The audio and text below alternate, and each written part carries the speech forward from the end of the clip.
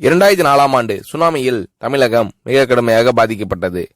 2004இல் சுனாமியில் தமிழகத்தில் மட்டும் 6065 பேர் இறந்தார்கள். 88 கிராமங்கள் நிலை குலைந்து அழிந்து போனது.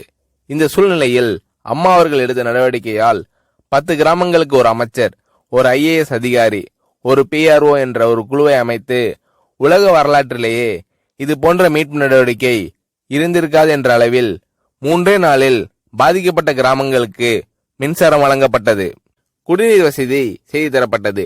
இந்த மின்னல் வேக நடவடிக்கையால் அப்போதிருந்த இந்திய ஜனாதிபதி அப்துல் கலாம் மற்றும் அமெரிக்காவின் முன்னாள் அதிபர் கிளின்டன் ஆகியோரின் பாராட்டுகளை அம்மாவின் அரசு பெற்றது. அழுத கண்களை துடைக்கும் கரம் கொண்டவர் அம்மா அவர்கள். ஆண்டவன் யாரோ ஒரு நபர் மூலமாக வருவார். தமிழ்நாட்டிற்கு கிடைத்த தெய்வம் அம்மா அவர்கள். சுனாமியில் பாதிக்கப்பட்டவர்களில் 40 பேருக்கு 2 குழந்தைகளும் சுனாமியில் இறந்து விடுகிறது. அந்த 40 பேரும் ஏற்கனவே கருத்தடை ஆபரேஷன் செய்திருக்கிறார்கள். பெற்றோர்கள் மட்டும் உயிர் பிழைத்திருக்கிறார்கள். உயிர் பிழைத்தவர்களுக்கு இனி குழந்தை கிடையாது என்ற நிலையில் அவர்களுக்கு கருணைவு ஆபரேஷன் செய்து அவர்களில் பல பேருக்கு குழந்தை பிறந்து அந்த குழந்தைகள் இன்று பள்ளிக்கு சென்று கொண்டிருக்கிறார்கள்.